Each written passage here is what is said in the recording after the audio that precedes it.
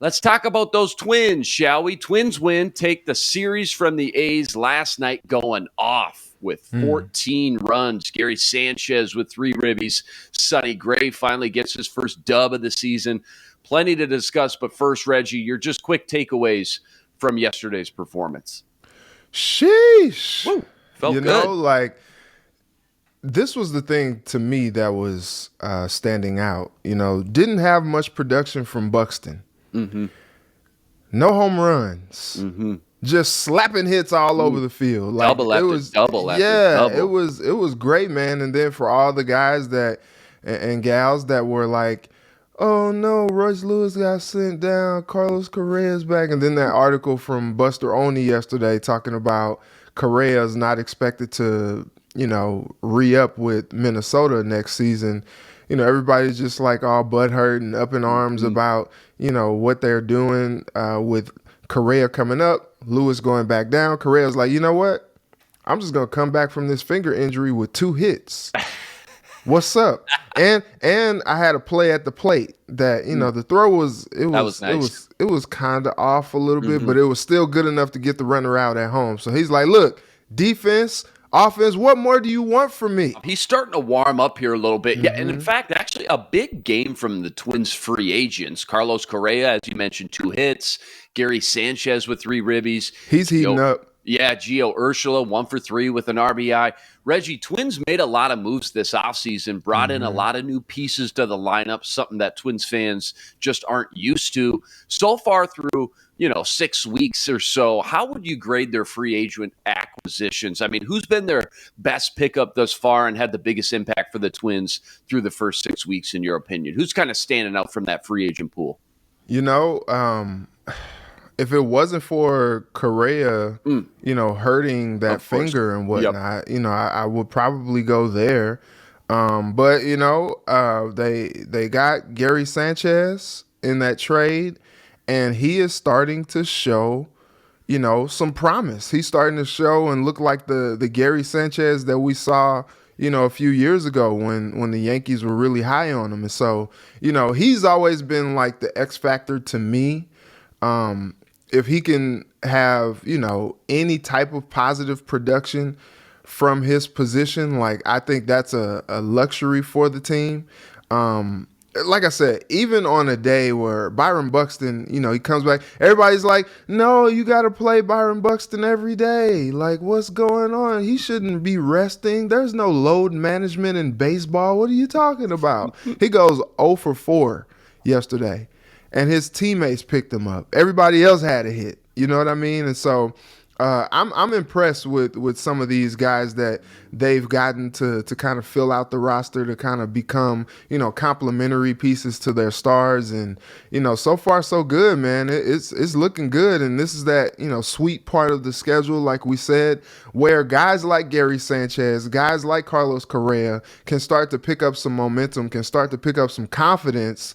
And then that kind of carries you once you start getting into the nitty-gritty when you go up against Toronto, Boston, some of these teams that are expected to be great this season. And now you got a lot of momentum and a lot of confidence from those games against teams where you are supposed to win because you're doing well and you're showing improving against those teams. And now it's kind of carrying over into the next game. So I'm eager to see how things play out over the next couple of weeks with some of these guys and see, with him now being healed up from that finger injury, seeing Carlos Correa take off a little bit. Like it's time to go, brother. Let's do it.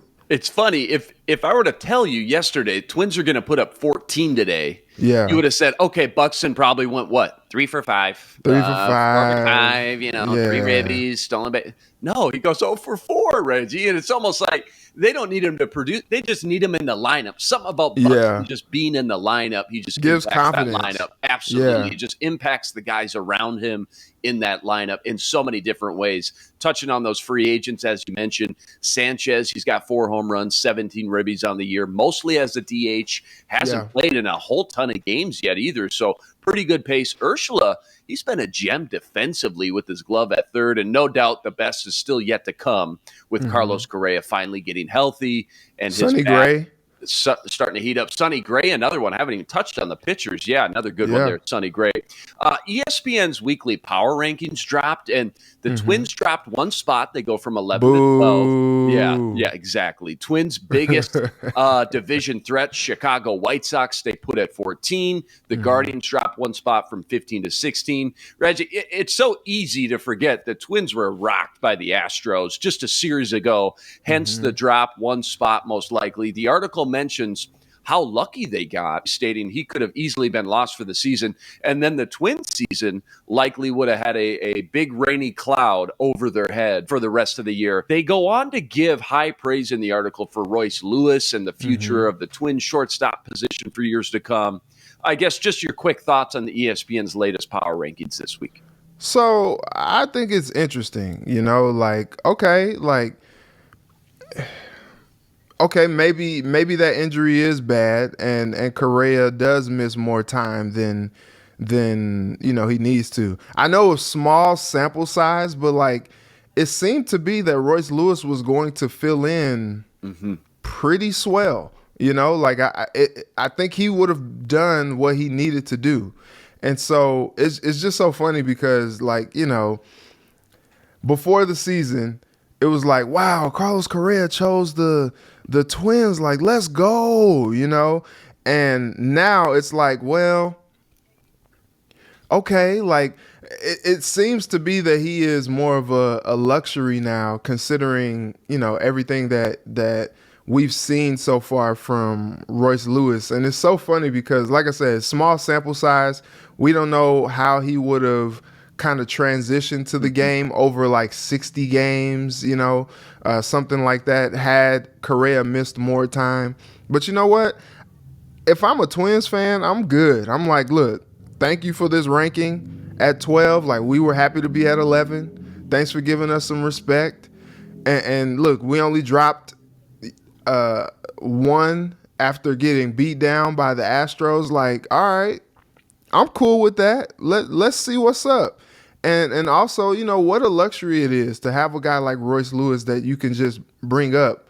I think, as I was saying yesterday, if you're not going to play him often and play him every day, I think that it is advantageous for them to send him back to where he can play every day in St. Paul, so that once you bring him up, he's hot. He's in a rhythm and he can help the team.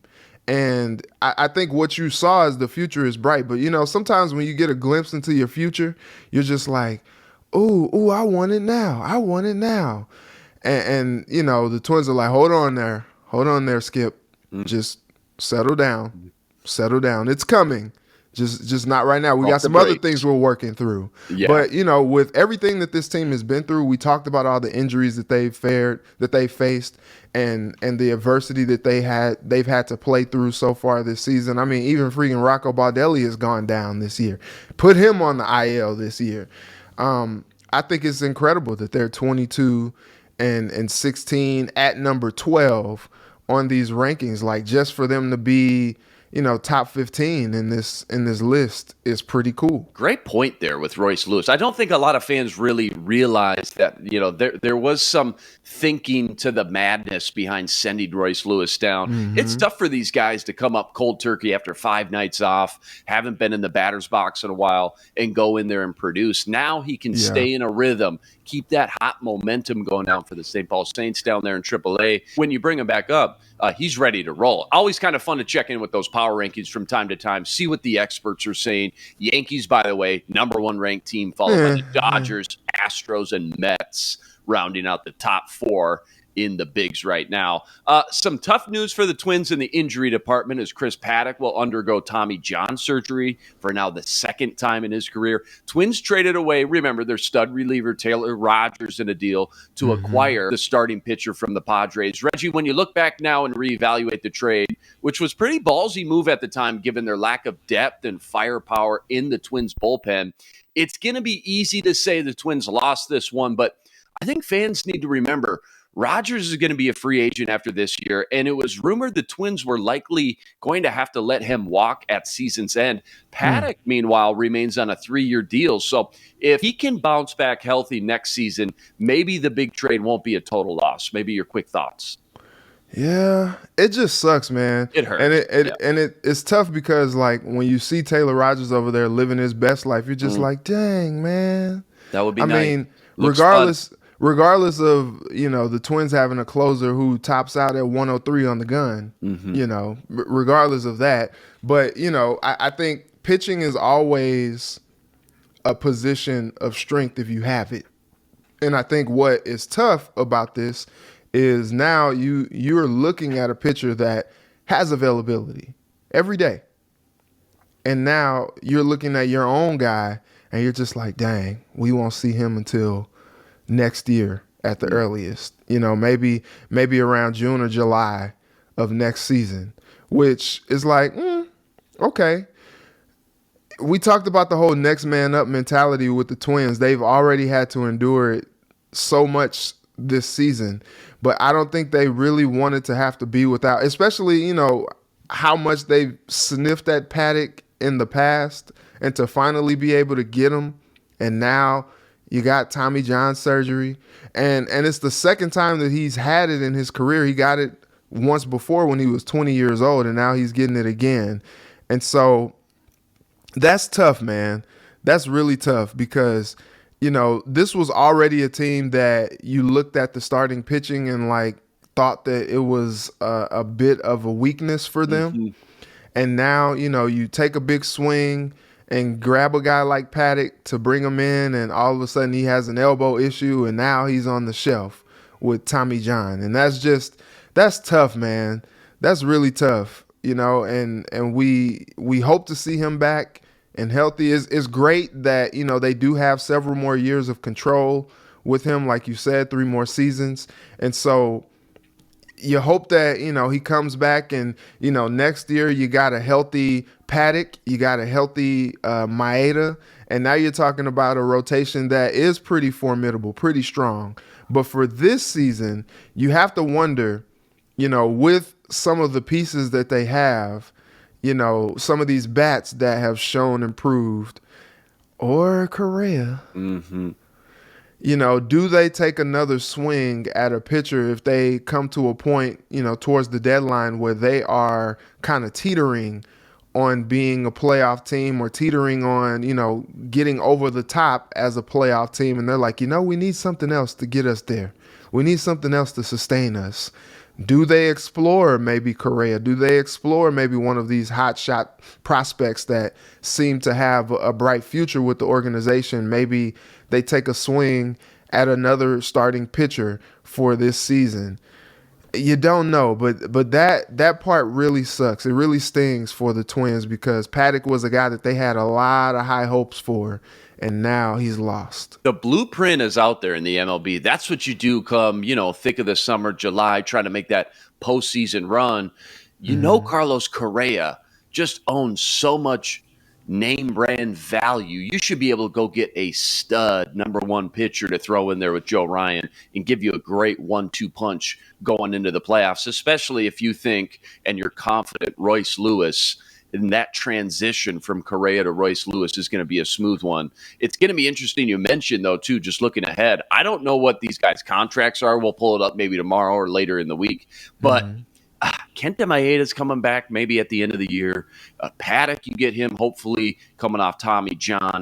And then you got these guys, Sonny Gray, Archer, obviously Joe Ryan. It's just going to be an interesting start to the 2023 season next year and that rotation. Just such a grab bag of mixed guys, a lot of potential, some good high-end starters, some inning eaters at worst for sure, but just a lot of question marks, a lot of unknowns right now looking ahead with some big names. Twins get into the thick of this soft spot in the schedule now. A little breather here. Twins play tomorrow again, first pitch at 7:10. Hence why no pitching decided yet as far as that starter goes.